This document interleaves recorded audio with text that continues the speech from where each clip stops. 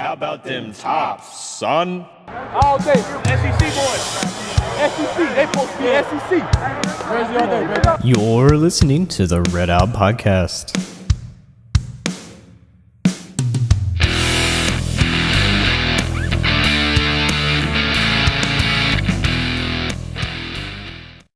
Hello everyone and welcome into a Red Out short clip here.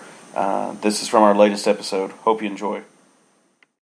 I guess, sadder note, we'll talk about the guys. Yeah, enough about that team that keeps winning and is real consistent. Let's Yes. go to that one that's wild. We don't know what the heck they're going to do from game to game. And I think it's a maturity issue, partly. We will go into the mailbag, so those listeners who are really excited about that, we will go into that at the end of this when we get done talking. But how about these last three games? None of us predicted FIU to beat Western, Ugh. which is god-awful. Ugh. Yeah. Jared and I both predicted FAU, Yeah. which we won, which I was fine with. I'm completely fine with being wrong. When I predict us to lose, I would rather be wrong 99 times. Yeah. But, and we beat Marshall. Thank Yes. God. Thank God. That was beautiful. Yes, it was. And we got to beat them. We got them again, don't we? No. We might. We Depends get on- him if we finish in the top five of the, before. So we could play him two more times, technically. Like, the whole new And we'll conference thing debate. is still so weird. Because imagine this, like, if we draw Marshall again after the latter part, if we're in the top half and they are too, like, that's the third time we play, and then it's possible we could play them in the conference tournament again. So we could end up playing the same team 4 times in one season, which I don't know if that's ever happened in any other conference, but that's possible for us. It's messing with me because, like, I'll look at the schedule and, like, going to, okay, how many conference wins are we going to have? And it's like, 4 games, 4 Conference USA games. Like, oh, yeah, I can't look at those yet because we don't know. Exactly. I mean, it's so depressing. A buddy at work was asking me, he's like, so what's up with y'all's conference? What are you doing? And I was like, we're trying to get better strength of schedule. That's what we're trying to do. Which is not going to help anything. Well, the way the conference is, it's like, dude, I don't know. I don't know. I mean, is it more round It robin style? was a good idea, but unfortunately, teams like us didn't hold up our end of the bargain. With, Yeah. Like a 13 or 10-3 non-conference or something like that. So, But to answer kind of your question there, essentially what it's doing is it's going to separate out in the second half, and the good teams are going to play the good teams. Yes. So we might play like a Marshall. So I understand that part, but so do we draw to see who we have, like first game? Is it still playoff style? You get in the top 5, and then you do 2 home games and 2 away games against the other 4 teams in the top 5. So it is more like a round robin with the top 5, bottom 5. Okay. Which I don't know. I don't know think how it I might feel be about that. quadrants or something. There's 14 teams, right? Yeah. Yeah, I don't know how I feel about that. Really, I just Like Ross said, it's a really good idea when the best teams in the conference are performing at their best. And they're Like getting middle last year could have really used this. We could have used this if we would have, lost a couple less games. It's just, this year didn't work out. Yeah, there's not enough, like, North Texas record is gaudy, but they didn't play anyone, so it's not going to super duper help them. And then, like, again, with us, like, we have so many poor losses, just like, it doesn't matter. It's not going to help your strength of schedule to play the number, 81st net team again. Like, okay, cool. I have no But idea. it might help with seeding in the NCAA tournament. It might be able to bump up a seed or two for like a us or North Texas or something like that. Where that might erode your computer score 10 points. Where if you were playing a UTEP twice, that just automatically brings your numbers down. So maybe that might help out from the back end too. So. Yeah, I mean, like good I said, idea, it just didn't work out. Yep, I like that. I like the idea when they first came out with it. It just got better teams. Yeah, I mean, and if our team was better, if Western was better this year, we would be all for it. We'd be going to, oh, this is amazing. I do like the change, and I think you'll probably see more, depending on how it goes with this conference, you'll see more group of 5s that might not necessarily be top, like super duper, basketball heavy or have multi-bids, going to something like this. So, as we were talking about, FIU edged Western 77-76. FAU beat, we beat FAU 72-66, and we beat Marshall 68-59, which By the way, has anybody kept Marshall below, besides Virginia? Not really. No. Which, that's great, No. defensively. One They of the were best. throwing up a ton of bricks in the first half, though. Like, I think they went, like, without making their first, like, 11 threes. Like, they were 0 for 11 at one point to start the game. But then, right at the end of the second half, they made 3 in a row, and they had all this momentum that kept going into the second half, where Elmore by himself had 3 in a row. So they started to make up for all the missed shots that they had at the first, which is what made them get back in this game to begin with. Because if they would have still been that flat in the second, this wouldn't have even been a contest. Because, I mean, D'Antoni, I mean, he does kind of run an NBA-style system, run down to try to get a good 3 and then repeat the process endlessly. Like, he takes a ton of threes per game. So, I mean, that's not really surprising to see from him. I'm going to be happy when Elmore's gone. I'm going to be happy not to see him no more. I do not... my least favorite player archetype is the kind of John Elmore, like, kind of preppy, white, three-point shooting guard. Like, those dudes annoy me to no end. Like, think the Christian Leitners, the Grayson Allens of the world. Like, I can't stand We these never dudes. have those either. So, like, we get Caden Dickerson, who's, or Jake Omer, who can do that every once in a while, but we never get the good one of those kind of guys anyway. So, yeah, I'm with you. Oh, I totally recognize my hypocrisy in that I used to always say, like, man, I don't like when these guys play football so mean, they're so aggressive, they're like, blah, blah. And then Brahms got dudes straight up like pile driving people, and Tyler Higbee's crushing small. Street fight between the whistles. Yeah, he's like, I still remember Tyler Higbee palming the face of a little Indiana defender and like putting him into the ground, and I was like, yes, kill him. Yeah, I mean, And then I was like, okay, I recognize my hypocrisy. Now that it's my team, I like it, so it's like, okay, fair enough. Like, Well, if yeah, we I ever mean- get those guys in basketball, I'll change my tune. yeah, but I mean, my thing is, though, like, when it is football, though, and it is your team, you're like, but it's the other team, you're like, oh, just be nice, guys. Yeah, Why right. can't you just be nice? Such a pansy when it comes to I know, the other right? team. Can we talk about Josh Anderson's performance against Marshall? And how Absolutely. amazing that was. Yes, it was. No. I'm just kidding. Go for it. You're good. Like, what Guys, you saw he Monday literally night took is over what the I game in wanted the to see second half. all year. Okay, we had you both at the same time, so one more time. Okay. Ross, go ahead. I was just saying, he really took over the game in the second half. It wasn't just, offensively, he, had, 4 dunks or something like that? Yep. But, like, he was hitting some, he had 2 threes, 5 steals, he was amazing. 3 rebounds, I think, it was, you could just see, he's probably the most athletic player Western's ever had in my lifetime. Not the most skilled, but the most athletic. I mean, he looks like, you can see why he was our highest rated recruit ever before this year. It's just oozing with potential, and he's just taking that next step. So you think he's better than Courtney Lee? Athletically, yes. Skill-wise, no. Okay. So Jared, sorry, let's go back to your point. What were you saying, buddy?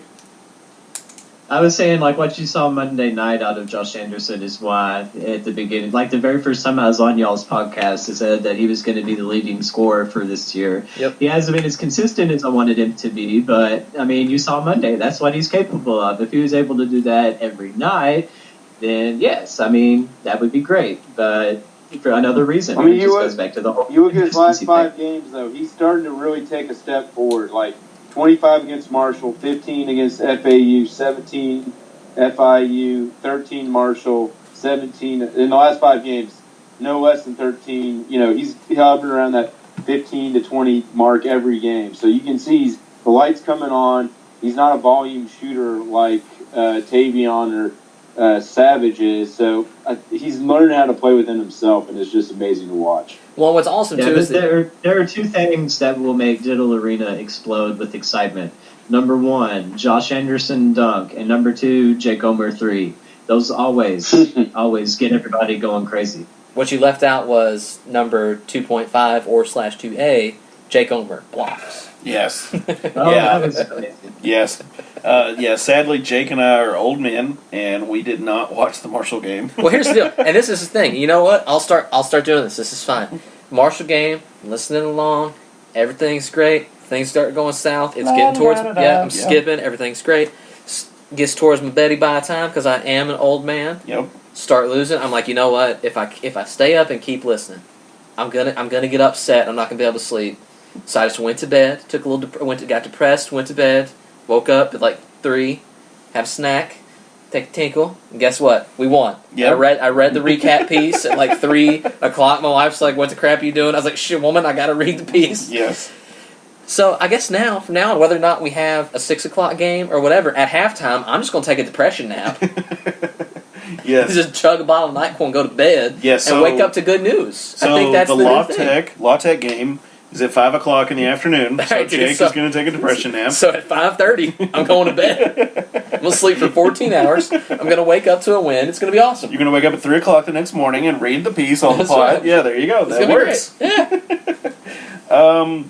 So we are staring down the last 8 games here before tournament time, conference play, tournament playoff thing. Before the bonus games, before the bonus top games, 4 yeah. games. Yes. So we have about 8 games left.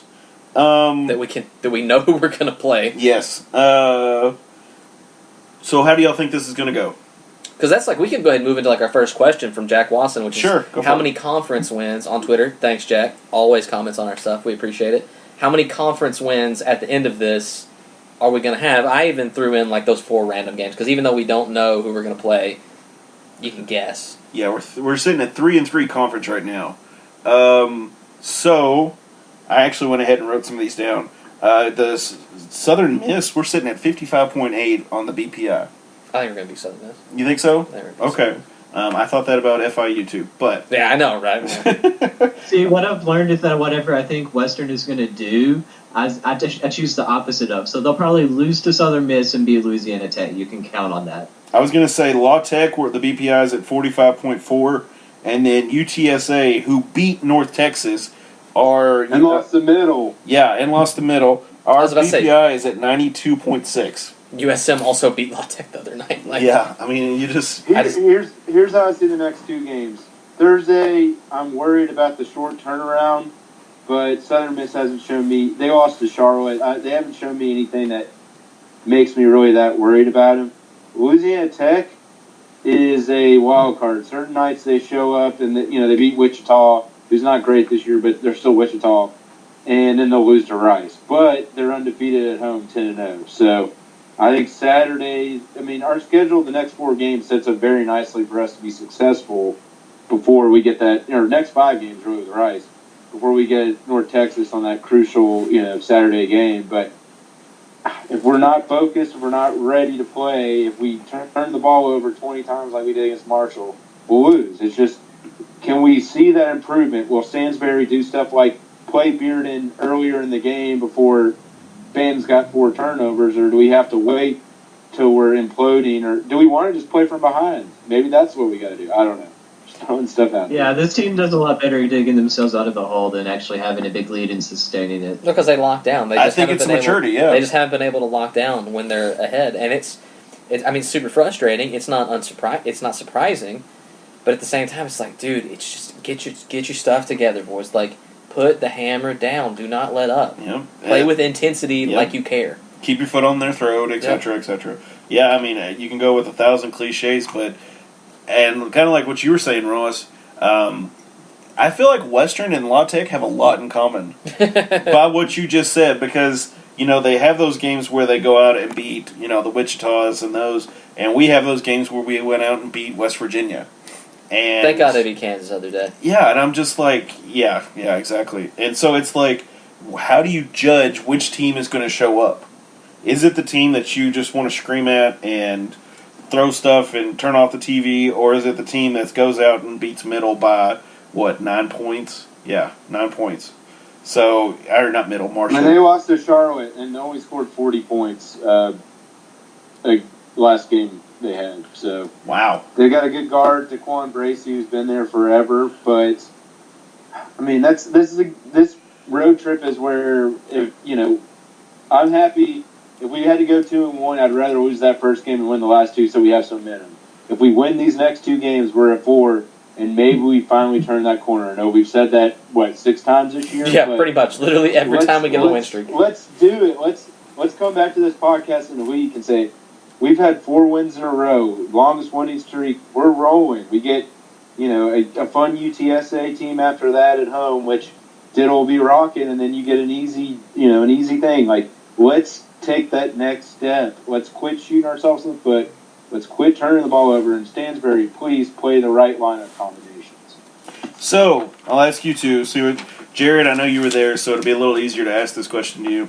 What was the main factor in WKU's 22-6 run against Marshall? They were getting some really good stops on defense. Like, Bassey started going up on Elmore, like, whenever he was trying to, like, get into the paint or anything, Elmore was. Like, Bassey had some good blocks on him. Just our defense in general was altering some shots and contesting some threes, which they really needed to do the whole game. But that was important, and also, like, offensively. Another thing that we haven't actually talked about is the fact that Bearden is playing really good right now, and Banton is, he's a freshman. I think it's time for Bearden to start, just for the fact that he's a senior leader, and he's finally getting to where we all thought he would be. He's starting to pass more. He's not trying to just drive into the lane and take some crazy shot, but he's playing more selfless. And he looked really good. He was doing all the things he needed to as a point guard in that stretch, along with Hollingsworth. Hollingsworth was struggling in the first, but he came back in the second, had some good stuff. But it was Anderson's show. Like, he was putting on a clinic.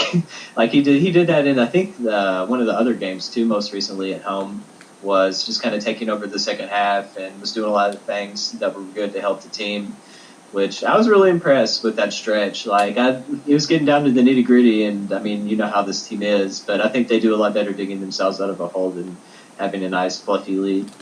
That question actually comes from Perry Swack. Perry, Swack Daddy, that's my guy. I know him. Well, tell him to go give Red Out a follow. I about Yes. tweeted back at him because I was like, hey, man, But, we're going to answer your question. We get some follow. Another area we did really good against Marshall. We dominated their boards. Yep. 47-28. That's how you overcome having 21 turnovers. You just dominate the glass. I mean, Bassey 17-17. And he was tired half the game. It was very good to see him. What seemed like him having a slow game, you look at the numbers in the game, it was like, this is why he was a 5-star. Well, not only that, but between him, Josh Anderson, even Tay to some extent, you look at these dudes kind of stat stuffing and being very active on the floor, right? Not settling for bad looks, not settling for the three, actually moving the ball like they're supposed to, which I've preached all year. Ball movement has been our... When we have good ball movement, we win. When we don't, we have 21 freaking turnovers, even though we did win that one. But still, they have got to be clean, and they've got to do more than just take dumb shots. And we've seen, like you said, Bearden playing selflessly makes the team so much better. And I know that's kind of a trite thing to say. It seems obvious. But sometimes they just don't do it. Yeah. I think another thing. Oh, go ahead. No, you're good, Ross. Go ahead. I think another thing, like what Jared was saying, defense led to offense, and we kind of were doing some hand-wringing on the group chat during the game. I mean, Stansbury's offense is that dribble drive motion offense, and if you really want to open that up and get easier looks, like if teams bog us down in the half courts where it kills us, but when we're turning the other teams over, forcing missed threes, and we can get to run in and get, athletes like Bearden and Anderson and Hollingsworth all coming down the floor, that's when we really go on runs and take off. You look at all of our successes on the year, that's what happens. And then you have somebody like Bassey who cleans up the mess. So, I'll go to another question real quick. This comes from Ken Baker. Should Stans play Banton at the 3 or 4 when Lamonte Bearden is running point? Ross, I gave it to Jared first. Ross, do you want to take that? Yes. We said this the last 2 weeks or whatever, but Banton is a matchup nightmare size-wise, especially on a lot of these smaller Conference USA level teams. He's 6'8". Even if you play him at the 2 or the 3, he's going to be able to post up against smaller guards and forwards. But you don't have to worry about him, turning the ball over as much. You can kind of let things come to him. The only area that he really struggles in, if he's not the primary ball handler, is shooting, because his shots are super ugly. But you just got to hope he can do stuff in the other parts. And like I've said for weeks on end, play the hot hand between him, Savage, Bearden. The only 3 players that I think deserve minutes constantly are Bassey, Hollingsworth, and Anderson. I actually told Jake, I was like, get him, because Jake and I were talking about that question beforehand. Well, see, I kind of split the difference on it, right? So, the 3 I can see, again, because of the size issue. As a matchup, we're good. maybe it's just my personal preference, but at the 4 spot, I like a dude who's got a little more grit. He's not such a size nightmare at the 4, even though Conference USA dudes aren't typically like 6'10" at the 4. You get like some 6'6", 6'7" guys. He's a Bambi, kind of still finding his legs kind of kid. I think against a good 4, he's going to get absolutely eat. But at the 2 or 3, like you said, play the hot hand, and defensively, it's again, you got to shoot over that. You got to get around. Now, he does suffer sometimes with faster guards. Again, I think it's because he's kind of spindly. He's not really used to his speed yet. But boy, is 6'8" at the 2 or 3. Like, that is something to try to take advantage of.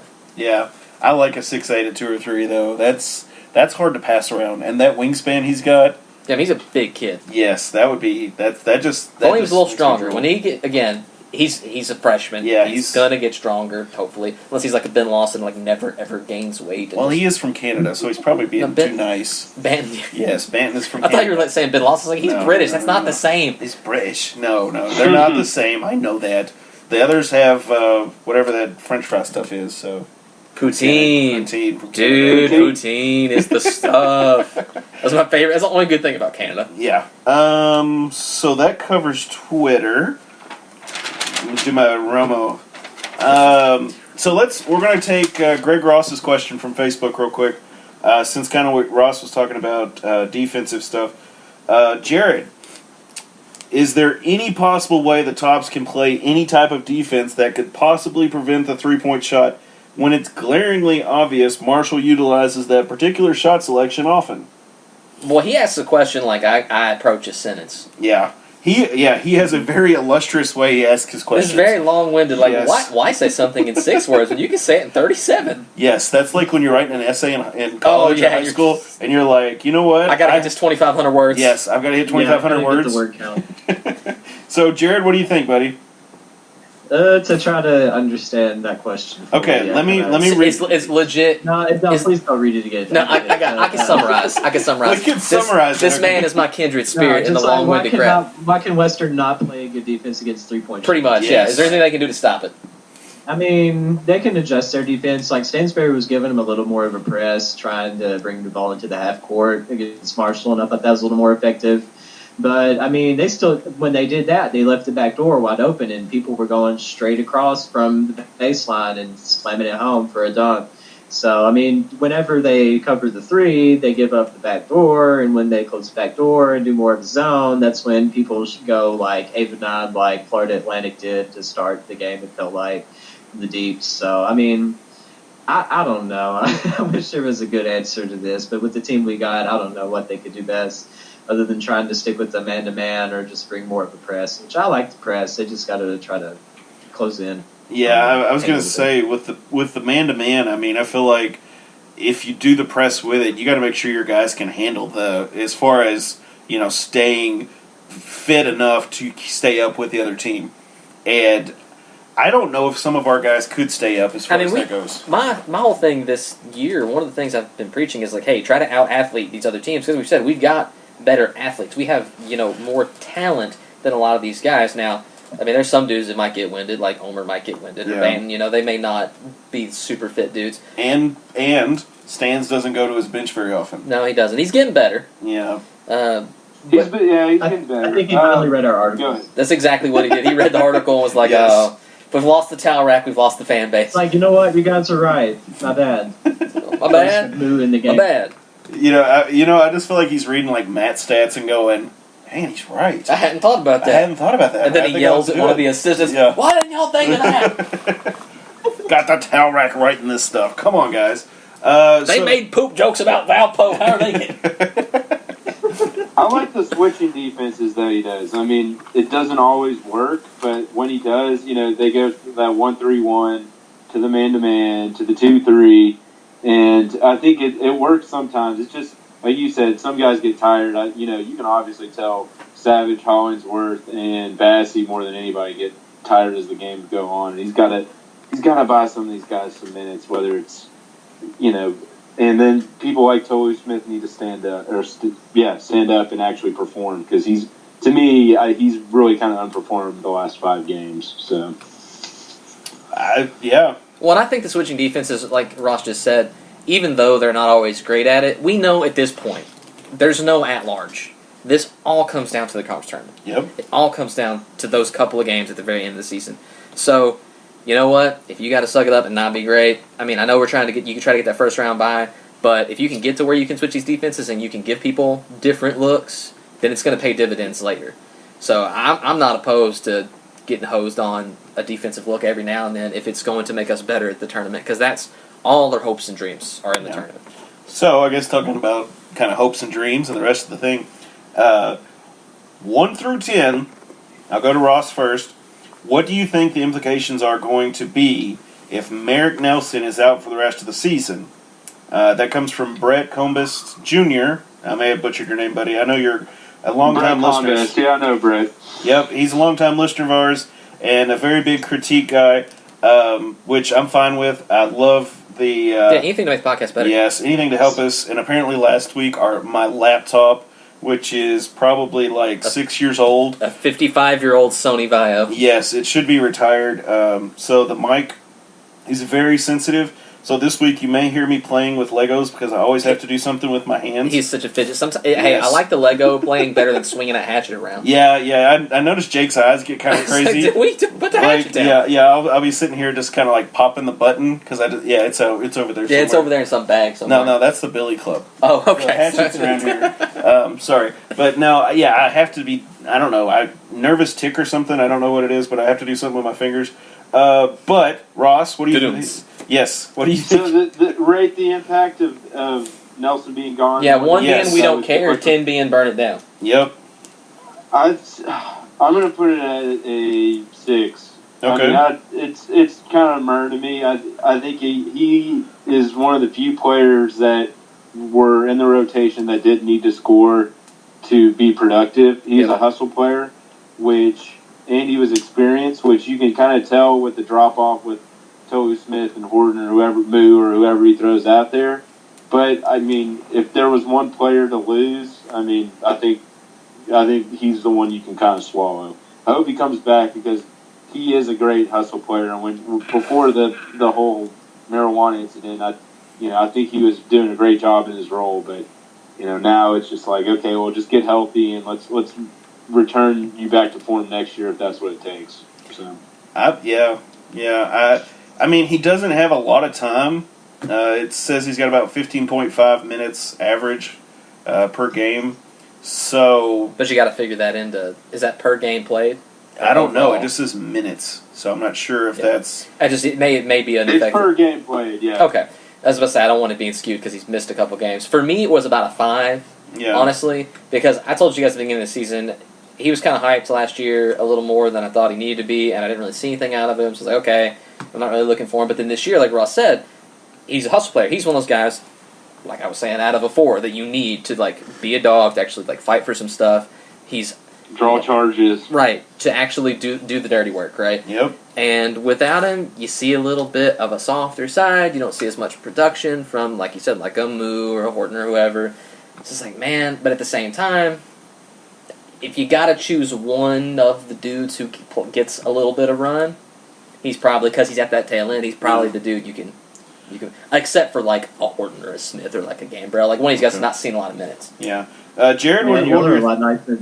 Y'all are a lot nicer than I am. I give it a solid 3. Give it 3. I mean, you heard it here first. Jared hates that. If I had to choose between having Josh Anderson at the 4 or him, I'd definitely choose Anderson because you want someone a little more explosive than what Nelson was. Usually, Nelson was a quick 2 fouls and then sat the rest of the first half. So, I mean, I hope he gets better. I mean, I definitely would love to see him come back for this year and be able to rehab, come back and everything. But I mean, solid 3 for me. Solid 3. I'm not going to go 3 or 4. I'll probably say 5. I hate it for the kid that he's hurt. It's back issues from what I've heard. I'm not quite certain if that's true or not, so don't take my word for it. I mean, you can't ever tell.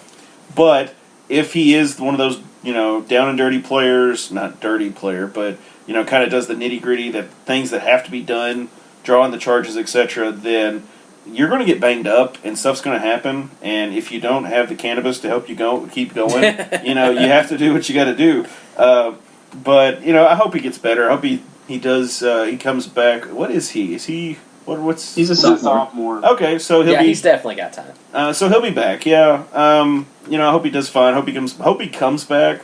Because I hate it for him. But we'll see. We need him for depth. I mean, we really do. That was supposed to be one of the strengths of this team, and it's like, I'm going to play 7 guys. Okay. Yeah. We're gonna play 8. Basically, 7 to 8 guys, and that's about it. Yeah. Every good team has a Merrick Nelson, and they're going to be the guys. I think if you look back 10 years ago, what was the guy? Boris Siakam. That guy was a hustle player, drew charges, got rebounds. He can be our Boris Siakam one day. Maybe it's next year. I don't know, but every good team has a hustle player like Nelson. That. I think everybody wants to be a Boris Siakam someday. Yeah.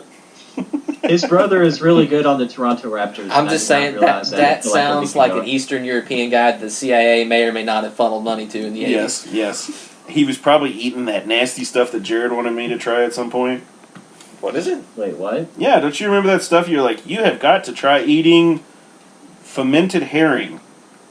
No, Oh, yeah. no, like you do the not Swedish want stuff. that. You crazy? Mr. Strumming, yeah. You can't eat strumming. You can't even. God, no. You I can't watched- open that in our house. I watched some dudes.